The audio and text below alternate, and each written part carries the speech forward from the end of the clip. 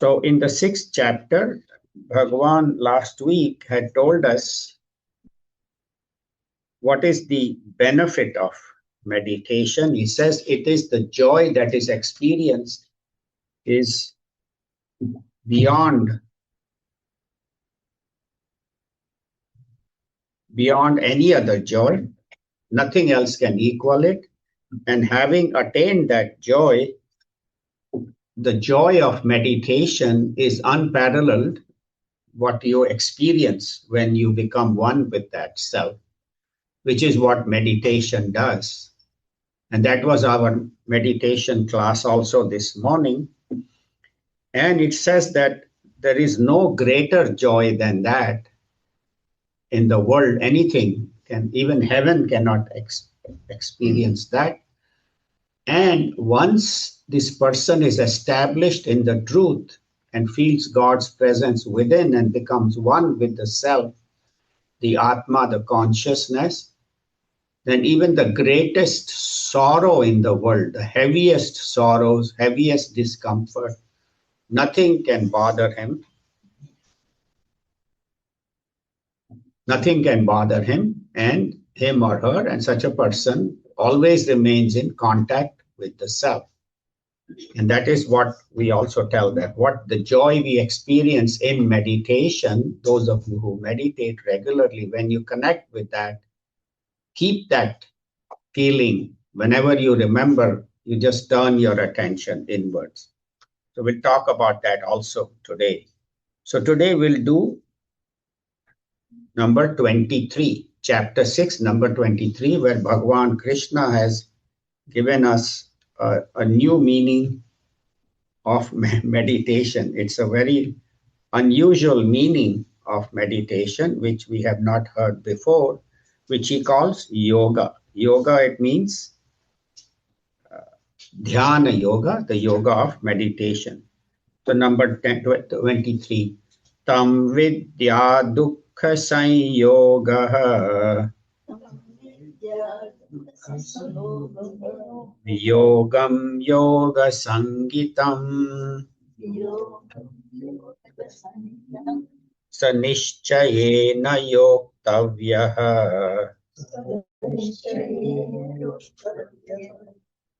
yogo nirvinna chetasa. Together. Tam vidya dukkha sanyoga viyogam yoga sangitam sanishchayena yoktavyaha yogo nirvinna chetasa.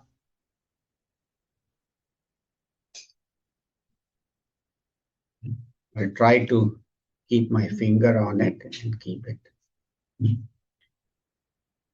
So this is called yoga. Now Bhagavan is giving us a new meaning of the word yoga. Yoga means dhyana yoga, because yoga in different parts of the Bhagavad Gita means different. In 3rd chapter, it means karma yoga. In 12th chapter, it means bhakti yoga. In 9th and 13th and others, it means jnana yoga, knowledge. But in the 6th chapter, when Bhagavan uses the word yoga, he's telling us that it is dhyana yoga, the yoga of meditation. So what is meditation? That is, it says tam vidya. Tam means that one should know, that one should be known. Dukkha sanyoga viyoga. Dukkha sanyoga means contact with sorrow. And viyog means detachment from contact with sorrow. So if you have contact with sorrow, and when you detach from that contact with sorrow, that is called yoga. And this yoga, this dhyana yoga meditation, nishchayena yoktavya, should be practiced with determination, firm determination. That's what I want. And this yoga should be practiced nirvinna chetasa. Nirvinna chetasa means I should not give up. My mind should not give up on this path.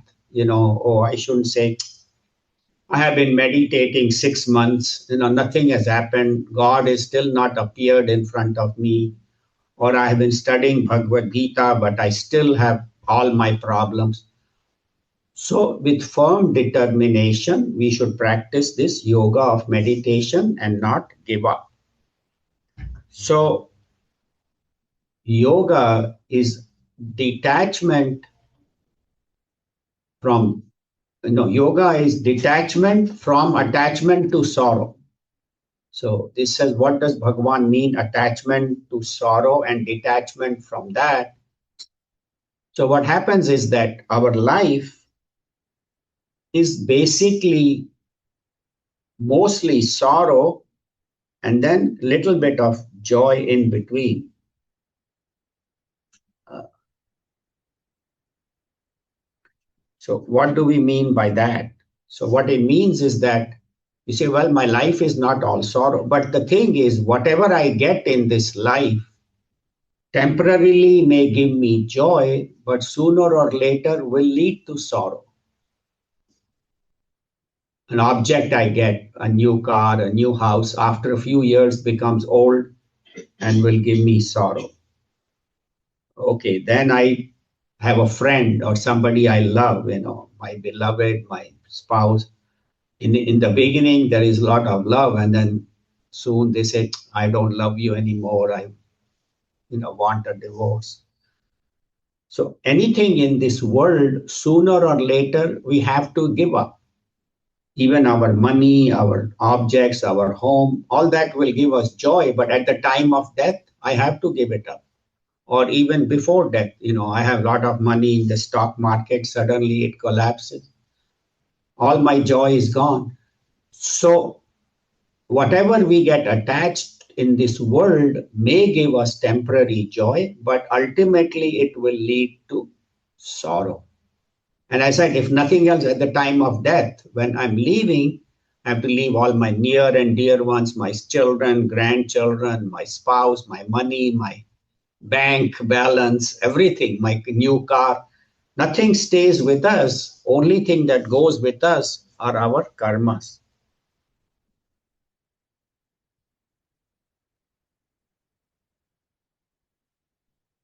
So, so only thing that goes with us are our karmas, good or bad karmas, and our vasanas, whatever our desires are, whatever my karmas are, they go to the next life, and those I have to practice. So that's why it is very important what kind of karmas I do in this life will determine not only my joy or sorrow in this life, but also in future lives. So that is why this yoga is detachment from sorrow. And what do we do? How do I detach? I said, I'm so dependent on all my things, my possessions, my uh, longings, my people I love. And And what that does is lead to dependence that without this, I cannot live. Without this, I won't be happy. So, how do I remove my dependence? Because the mind needs something to hold on to. Mind cannot live in a vacuum. You say, okay, you say don't be attached to things. Then, whom should I be attached to? Attached to God. And God is not only outside in the temple or in the church or in my puja room, but God is also within me as life, as consciousness, as my true nature. So I attach my mind to God and detach from the world. So they say you should make a U turn in your life. Of course, this I'm talking before GPS. You took a wrong exit and you have gone for a few miles, and then suddenly you realize, oh my God, I'm lost. I'm so far away from the freeway. So what you have to do, you have to look for a U-turn. Let me find where the next U-turn is. I'll turn around and go back to my freeway and then go to the right path. So first you have to realize that you are going wrong. Secondly, you have to have a desire to go back to your true road, and then you have to find a U-turn. So in life, I have to realize that my constant chasing after worldly things, objects, people, is taking me in the wrong direction, is making me dependent. And so I need to turn around. So my mind, which has been running into the world of objects, emotions, and thoughts, because that is how we live our life, should be turned inward to God's presence within. So instead of looking outside, I have to look for joy within. So I have to first realize that I am going in the wrong direction. Then I have to decide I want to make a U turn, go to the right direction, and then find the path. And the path is given to us by the Bhagavad Gita, by Upanishads, by our gurus, our rishis. This path of enlightenment, path of the highest goal.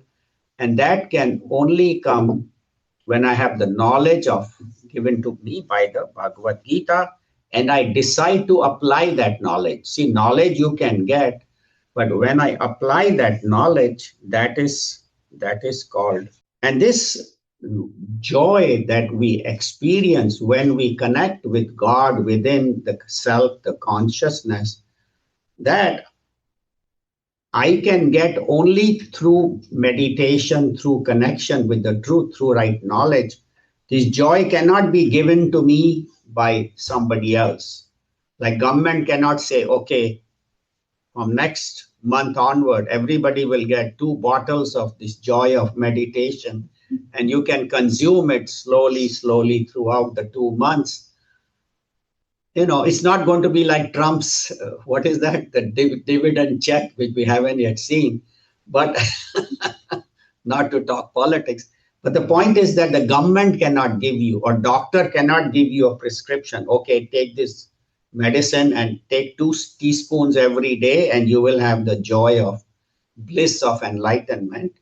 It can only be obtained through the teachings and through connecting with God who is within.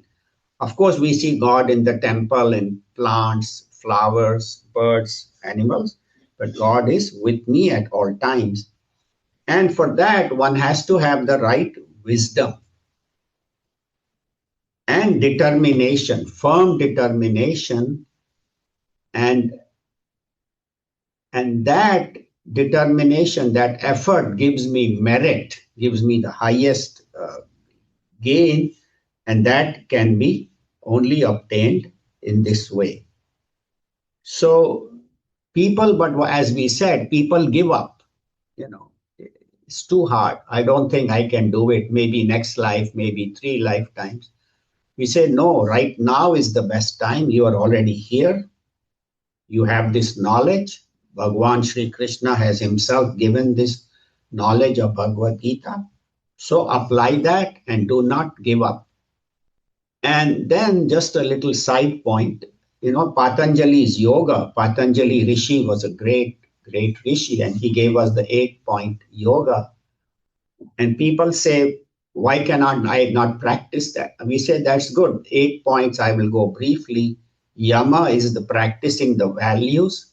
Niyama is controlling the senses and the mind.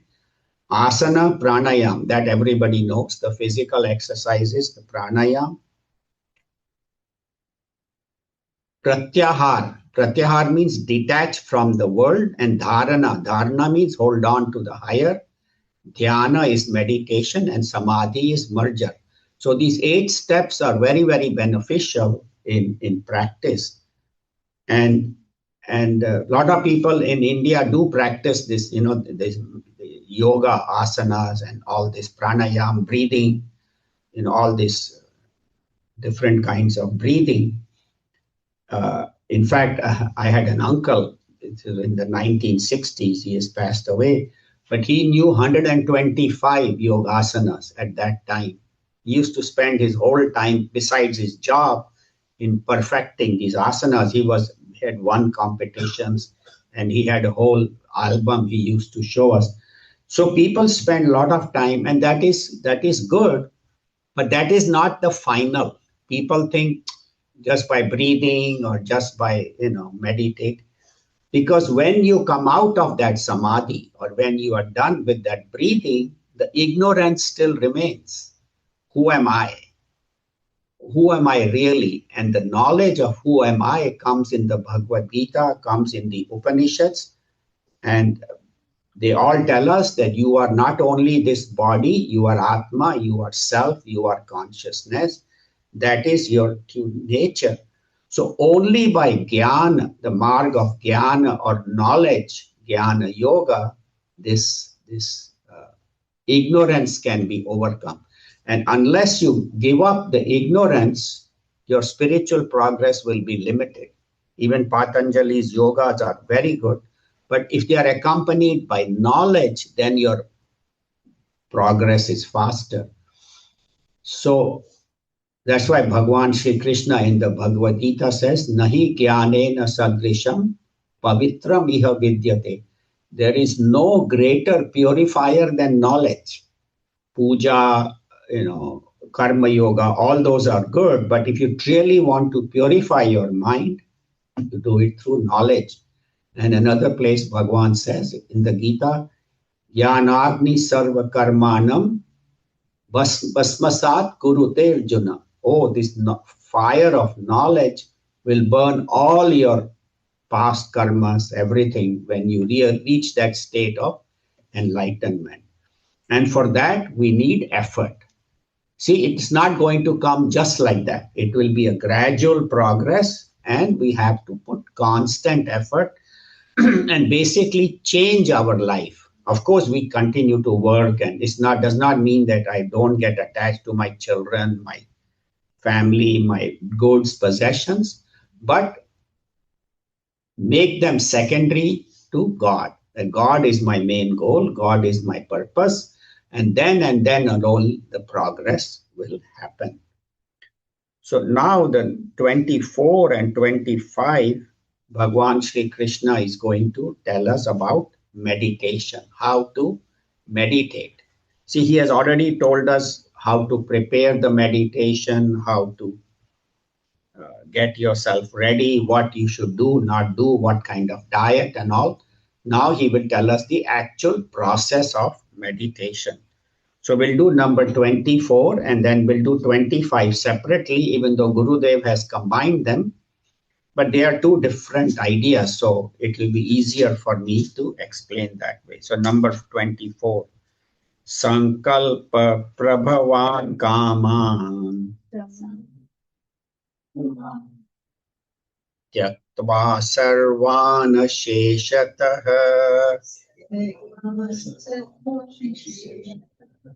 Manasaivendriya Gramam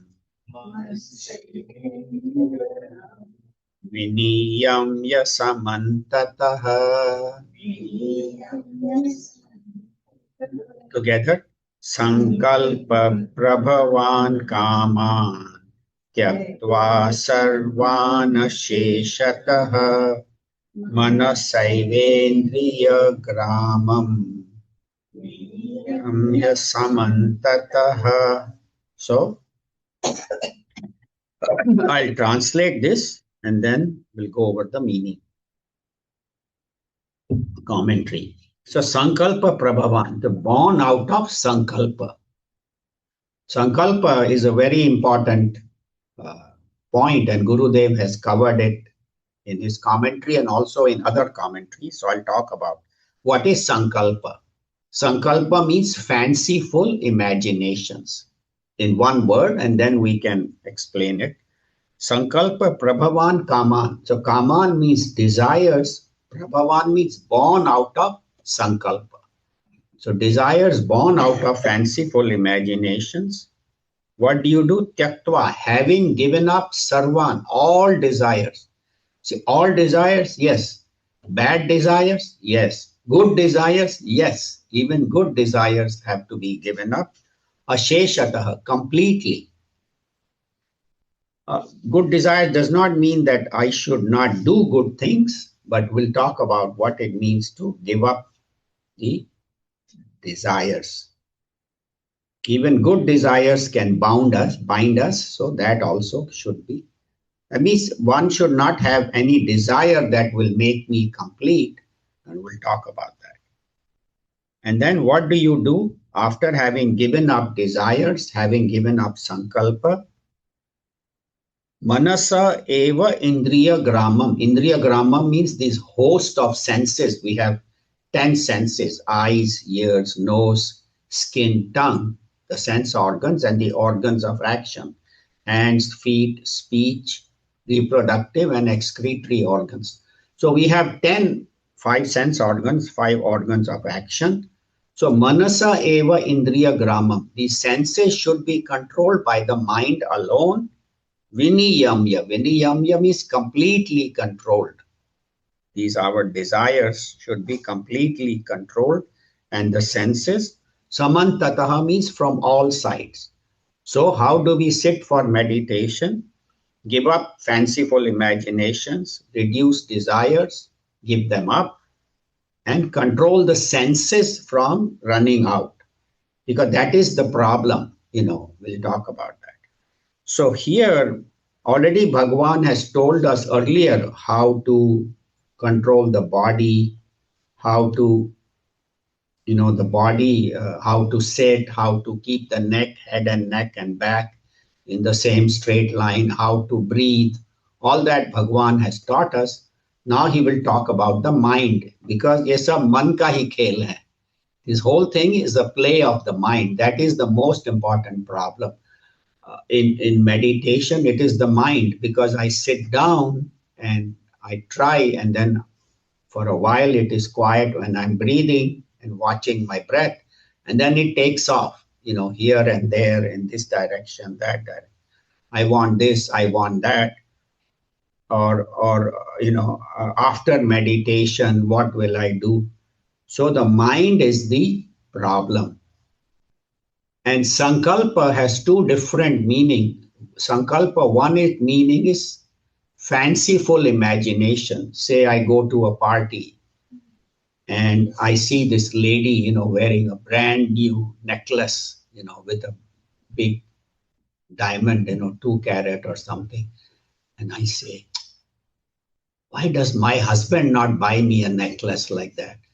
And the whole party I don't enjoy, because my mind is on the diamond, on the necklace, and how nice it would be if I had it.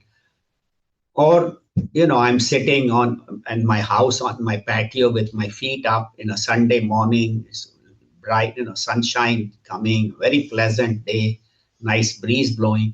And then I see my neighbor driving with his new $90,000 BMW.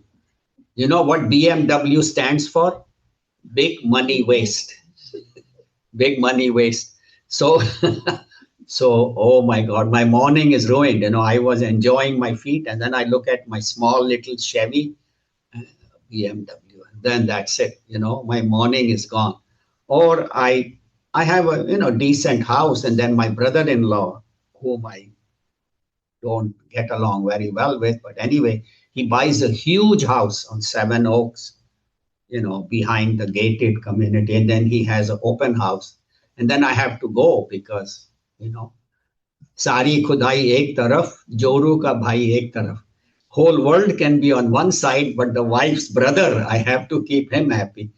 So I go there, and there he has this big house and swimming pool and spa. Then I'm stressed out. My life is not going to be happy till I get such a house. So I struggle, take a loan, and with great difficulty, I'm able to qualify, and I buy a big house, bigger than his. And then I go there. But then I'm struggling to pay the mortgage because, my income is not. So I take a second job and work overtime and stress out, cut down my other expenses. So I live for the house rather than house for me. I'm trying. And then after a few years, by the time my income gets stable, I can now comfortably afford the house. Children are gone. They're gone to college. So now this, old husband and wife sitting alone, in this 6-bedroom house all by themselves, and the children don't come, they don't call, they are busy with their family. So and then they say, what I have to do? I have to downgrade now. So our whole life is just living with the Jones, copying what the Jones want, what they have. And that is how we live our life. So why do we do that? Because our senses go outward and we see, hear, taste, smell, touch something. And we feel that if I have that, it will be happy, make me happy. So I find that my life is incomplete, and by getting that, it will become complete. That does not mean that one shouldn't buy a house or a car or jewelry and all, but if you have intense longing where this and this alone I want, and to get it, I will do anything. It can be an object, it can be even a job. There's a vice president's opening in my company, and there is another guy, competing with me. And then what I do, I find out his background, find some things he has done wrong, and then tell the CEO and cut his throat, backstab him. So that is longing, where we do wrong things to get what we want. And so these are the examples of sankalpa, fanciful imagination, where I'm ready to do anything to get what I want. So Gurudev also gives another meaning of sankalpa, is that I've started one path to do something, and after a little while I'll say, this is not good. Let me choose that. Let me choose the third. Let me choose the fourth. So you run from different one path to another without ever accomplishing anything. So in spirituality, a person is doing karma yoga. He's doing a lot of service, helping people, working hard. And he said, this is too much hard work. They say bhakti is better than karma yoga. So I go to the temple. I can sit in my puja room and air conditioned comfort and just keep on doing japa, keep on doing some pujas and prayers. I do that for a while, and then I say, this is also, repetition. I need something else. So I hear some Swami talking about jnana. Say, oh, jnana is superior. So I give up karma yoga, give up bhakti. I'm reading the Bhagavad Gita. Not only Gita, but I'm reading commentaries by all different Swamis and teachers, different who have different emphasis. And then I'm reading different books, 7 laws of this and 14 means of this, and all that they come. So I don't never stick to one path, and so I never reach. So that's what they say, that one should pick a path and do activities that are unselfish. How do you purify your mind? As we says, making the mind reduce desire is by the path of unselfish work. Selfish work is that by doing this, I will get success, I will get this, I will get that, or I will get worldly success. Or some people say, I'm not doing for worldly success. I want success in heaven. I want to go to heaven after I die. So I do pujas, and then I do rituals, and I call pandits, and they do all the havan and all that. I do that, and I spend all my time in that. Why? And then I fast. I say I will fast here so I can feast in heaven. So I can eat more in heaven, and so I fast here. I don't enjoy life. So this is how we postpone, and then we say even heaven is not permanent. You go there for a few years. Here maybe 10, 20, 30 years you enjoy, there maybe 100 years.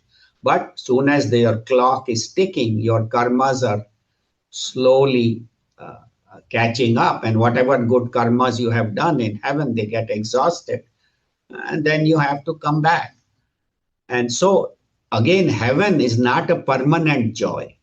It's not an eternal joy. It is joy for a longer time, and it is more joy than what we experience. So like in heaven, if you want Coca-Cola, you have to go buy it. There you just think Coca-Cola, it appears. Or it doesn't, you don't even have to drink it. You just think Coca-Cola and you get the joy in your mind, you get the happiness. So it's the same thing, it's just a greater level of joy. So that is the problem. And what happens is our mind is covered with so many dust, so much dust of wrong desires, wrong actions, wrong thought thinking. It's like, in the villages in India, they have, dusty roads. They don't have proper roads. And so every morning, every day, the dust is blowing. And in your courtyard, if it is near the road, it gets covered with dust. And so the lady of the house gets up early in the morning and she sweeps all the dust, everything clean. And, that is, that gives her joy and everybody. But suppose she's gone away for a week, to visit her parents or her brother, and then nobody cleans, that the house is covered with dust, and she comes back and she says, Kya hua ye? What did you guys do when I was gone? So just as the dust needs daily cleaning, our mind needs daily cleaning because there is so much dust covering our mind. Dust is not of physical dust, but the dust of wrong vasanas, wrong thoughts, wrong desires. So daily cleaning of the mind. So how do we purify the mind? With the body, I do karma yoga. With the mind, I do bhakti. And with the intellect, I get the knowledge. So constant remembrance of God, constant chanting of his name, constant working for him, doing all my duties for God, whatever duties come to me, or I pick up a project. This is something which is beneficial for the community. And I do it dedicated to God without I, me, and my, without ownership and such. So with karma yoga, bhakti, and jnanam, our mind is purified, it is controlled. And there is a story which I can tell. There was this man who was sitting by the river just watching, and suddenly he sees a branch of the river a branch of the tree floating on the river, and he finds a gold necklace attached to the branch. And he says, oh, how did this come? Maybe somebody might have dropped it. So he said, oh, he jumps in the water. He said, I must get that. Gold necklace looks very expensive. I can sell it. I need money. I can buy a new car or whatever. So he starts pulling the stick towards him. It is a long branch, and he's pulling it slowly, slowly. The leaves slowly, they are coming. And just when he's about to grab it, it slips. The necklace slips and falls and goes away. He starts crying. So somebody says, why are you crying? He says, my necklace is gone. When did it become yours? Just for 1 second, you just touched it. But we think, my necklace. So that is desire. And that is how these desires bind us and give us sorrow.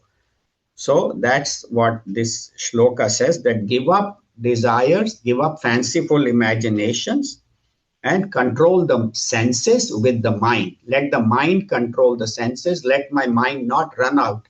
I'm sitting for meditation and I hear some car going, and it's my neighbor John, and normally he goes to work at 8, but today he's going at 6. Why is he going at 6? What happened to his job? Did he have a problem? Normally, so 20 minutes, instead of thinking about God, I'm thinking about my neighbor. So senses will run out, or I'm sitting and my spouse has made coffee. So I'm smelling coffee. So I'm saying, after meditation, it will be wonderful to have a nice fresh cup of. So the senses, or like we said, we see things, in a party and all. So senses will take us outward, but with the mind, I have to say that this time is for meditation. And how should we meditate? This next 25 is probably one of the best shlokas for meditation. Actually, I myself have used to practice this quite a bit. I still do at times. Think about this shloka. So this is something we can all apply. Number 25. Shanai Shanai Ruparamed Buddhya Dhriti Grahitaya Atma Samstham Mana Kritva Na kinchidapi chintayet Shanai Shanai Uparamed Buddhya Driti Grahitaya Atma Samstham Mana Kritva Nakinchidapi Chintayet. So also those who are in the room can see on the TV the points that we use. And on for those who are on Zoom, it is on your phone, on the WhatsApp Gita class. So Shanai Shanai, slowly, slowly. And that is very important because meditation has to be done without hurry and slowly, there is no shortcut. Shanai Shanaihi. So slowly, Uparamet. Uparamet. Uparati means to withdraw.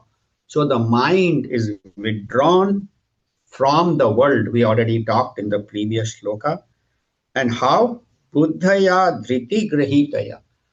The intellect, Buddhi, Grihit, holds the mind and connects it, keeps it here. My mind should not be running, should stay here. And then what do I do with the mind? Having withdrawn from the desires, having withdrawn from the senses, Atma Samstham, settle the mind in the self, settle the mind in Atma, place the mind in Atma. We'll talk about what that means. Mana Kritva, having done that, na kinchidapi chintaye, think of nothing else, kinchidapi.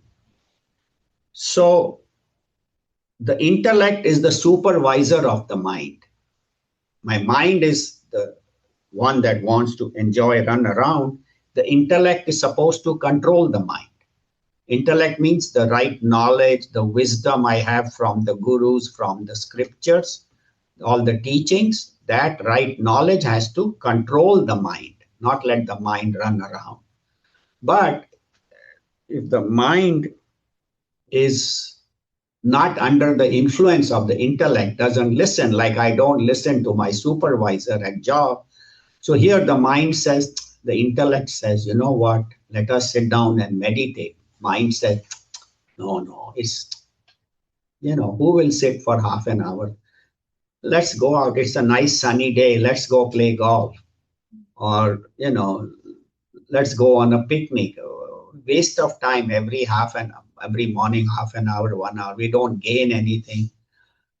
Or, I have, committed that I'm going to do service project at the temple or at the mission. Mind says, there are a lot of people. If you are doing, what are the others doing? So mind has all kinds of excuses. So the intellect should control the mind and dhriti, and with firmness. So the mind should be withdrawn from the world and connected to self, to Bhagwan within. And all desires, bad desires, but when I sit for meditation, even the good desires, I want this, I want that, I want something good, should be given up. The mind should become quiet. But what we do, our mind is all the time running, lady is thinking, oh, Diwali just passed, I worked so hard, and prepared sweets and all. And now Thanksgiving is coming and the whole family is going to come to my house. So I have to get ready.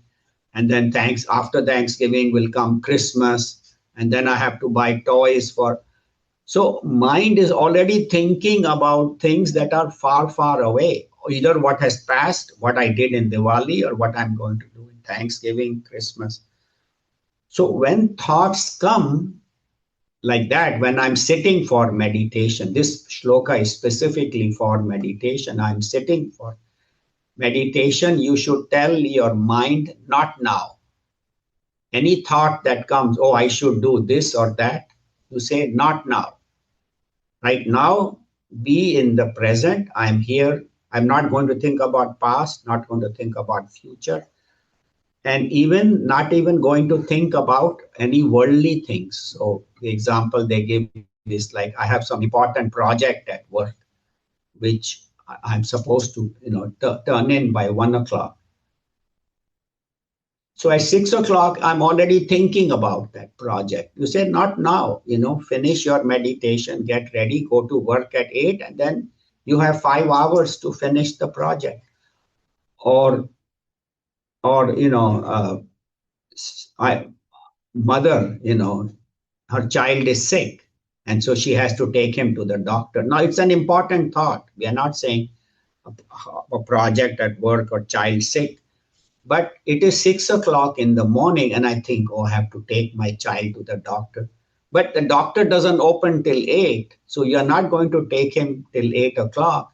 And at 6 o'clock, in your meditation, you are thinking of child and doctor. You should say, not now. At this moment, my thought should be of God. Of course, I have to take my child, I have to finish the project, but that will be taken care of later on when the time comes. So, this idea that at this moment I am thinking about God and God alone and nothing else, important. Like if you're sitting in an important board meeting and somebody calls or somebody knocks on the door, you say, no, not now. Right now, we are in this important board meeting. After the meeting, I will address. So, same way, just as that board meeting is important, this is my meeting with the Lord, who is the supreme Lord of the whole universe. So, I should not let anything else disturb my mind at that time. And it will happen gradually.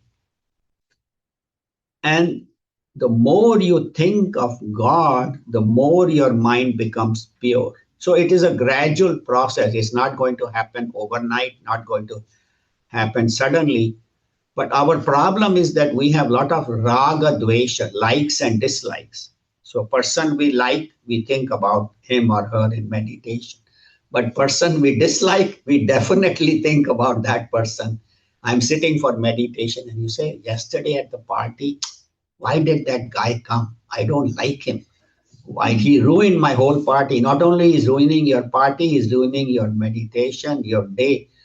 So do not have strong likes and dislikes, because dislikes make you think.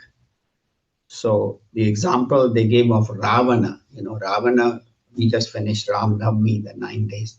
So he was sitting in his palace and he heard that Ramchandraji is coming with his army up to the banks, up to the banks of the ocean. They tell him Ram is coming. He said, no, he's just a human. He cannot destroy me. I have defeated all the devas, but inside he is worried and he has hatred towards Ram. And then they say he has built a bridge, Setu. Now he has come. Again, he said, oh, he was thrown away by his own subjects from his kingdom. So what can he do? Outwardly, he is bragging, but inside he is worried, and he has hatred for Ram. I must kill him. So, or Kansa, same thing. He was told that, his Devaki's eighth son will kill you. So he puts her in the prison, Devaki and Vasudeva, and kills 7. And he says now he's waiting for the 8th, when the 8th will be born. Of course, everybody knows the story. And 8th one, Sri Krishna escapes, and Yog Maya is put in his place, a girl child. And he says, oh, girl child. And when he tries to kill her, she just flies off and says, oh, Kansa, the 8th one you are looking for has already escaped, and you cannot escape. So then for years, he is thinking about Krishna, and he sends all demons to kill him, and all, Putana and all. And then ultimately, but the interesting point is that Ravana and Kansa were both given moksha by Bhagwan. They say if you think God with love, he will give you moksha. If you think God with hatred, but all the time, you will still get moksha. Because if you have thought of God, it is true. They say if you think of him as an enemy or think of him. So rather than think of God as an enemy, think of God with love. How much better will that be?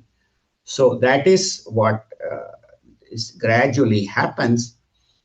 And it is the vasanas that cover my mind and then don't let me go out. So what do we do in meditation? So very important point is that the mind at that time should not be thinking of any desire, even enlightenment.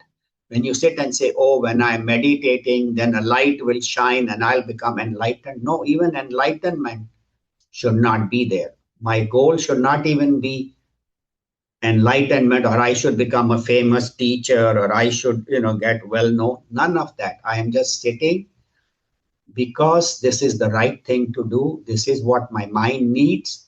And you keep your mind centered on the self in meditation. That's why he says, Atma samstham mana kritva na kinchid api chintayet. Center the mind in the self, in Bhagwan, in God, and think of nothing else. Even don't think of what I will get, or God will appear, or enlightenment, or famous, nothing.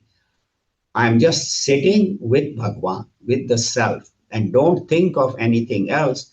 And slowly, the mind, which is sattvic, which has been kept in sattva, in sattvic thoughts, in sattvic ideas, in sattvic principles, the mind that is kept more and more in sattva, and then in meditation, we connect it with God within, not only God outside, but God within. So what happens slowly, this sattvic mind, this pure mind, we have three gunas, tamas, rajas, and sattva. Tamas is laziness, rajas is passion, and sattva is purity. So the mind that is kept in purity, in sattva, connected with God, with Bhagwan, slowly that mind merges, becomes one with that. It's not that I suddenly see God or God appears. No, I disappear. I means this ego, this individual ego merges into God's presence within. So, I'm sitting as a meditator and I am meditating on meditated. So I am sitting, meditating on God or on the self or on Om or on Atma, whatever. Ultimately, I, the meditator, disappear into the experience of the totality, into the experience of the reality.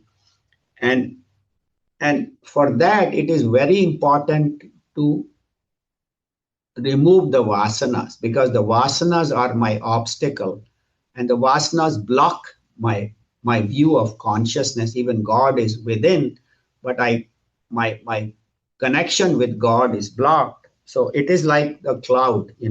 The sun is bright and brilliant, but the south cloud comes and blocks my vision. It cannot block the sun. The sun is 93 million miles away, but it obscures my vision. So I say, oh, sun is covered. Sun is not covered.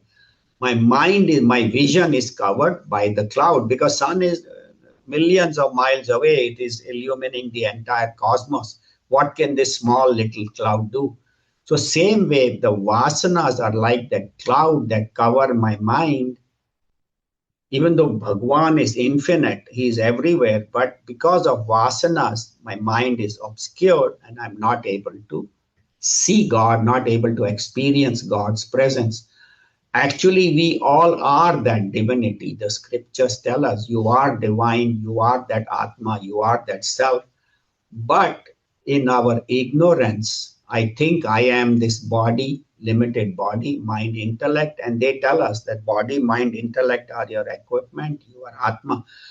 So just as the cloud can be removed by a breeze, a strong wind comes and blows the cloud away, and then the sun we can see brightly. So same way, this knowledge of the scriptures is like that wind that blows away all the vasanas, the coverings of the vasanas. Of course, knowledge and bhakti and karma yoga, all three. So the vasanas are blown away, and then my divine nature, that is my true nature, manifests itself, which was always there. Like the sun was always there, temporarily covered by the clouds. So same way, Bhagwan is always there within me, but it is because of my selfish desires, my vasanas, that I don't see, experience God's presence. So through meditation, when your mind becomes quiet, through watching your breath, relaxing your body, all the techniques of meditation. If anybody would like to learn about meditation, I do have a short video I can forward to you. Let me know. So as the mind becomes quiet with watching your breath, relaxing your body, and connects with Bhagavan within, slowly, slowly, the mind disappears. Mind disappear does not mean I can't think, but this ignorance disappears, and then the knowledge shines forth, and then I realize that that truth alone I am, and that alone is the purpose of meditation. That alone is the purpose of life. My life has mainly only one goal. All other goals are secondary. My family, my spouse, my job, my money, all those things we need, but they are secondary to my God. And that has to become the main purpose. And then ultimately the individual disappears. The mind disappears into, that's why when we sit in the presence of these swamis who come, you feel you're in the presence of God, because they always live in that. And think about all the saints, Mirabai, Tukaram, Narsi Mehta, all these Sant Gyaneshwar, they always lived in that. And that's why people around them also felt blessed. So that is the advantage of the spiritual path, that I connect with God, and that ultimately is my whole goal in life. So just to summarize, our attachment is to sorrow. We detach from that and give up all our sankalpas, our fanciful imaginations, and slowly, slowly connect the mind with buddhi, with control the mind with buddhi, and connect it in the self. And ultimately, the ego disappears and God alone remains. It's not that I disappear into nothingness, but I become one with God. So that is the goal. And so this number 25, all these shlokas, of course, are beautiful. But for those who meditate, please read the commentary on number 25 and practice that. We'll continue from number 26. And in 26, Bhagavan will tell us what happens when the mind runs in meditation, when it wanders. So we'll do that in 2 weeks. Thank you. Lata, you have a question? I do. Do you have other meanings of sankalpa? No, the two meanings. One is the fanciful imagination that by getting this, I will be happy. I don't have it. Okay. And then constantly brooding upon it. That is sankalpa. And then the second one, what Gurudev says, that I start a project and I don't, halfway I give it up, go to the next one, third one. So never complete my goal, never accomplish. Okay. So these are the two main meanings of sankalpa. Okay. I understand before you take up a project or something that you do sankalpa. Here we do it before we start of yatra. We do the sankalpa. Would that meaning be different than what you just said? That meaning is different. That is a very good point. Before puja or before yatra, that sankalpa is invoking Bhagwan's grace, that this is what I'm going to do in this puja or in this yatra. And that is different from this sankalpa. That is with what Bhagwan is mentioning.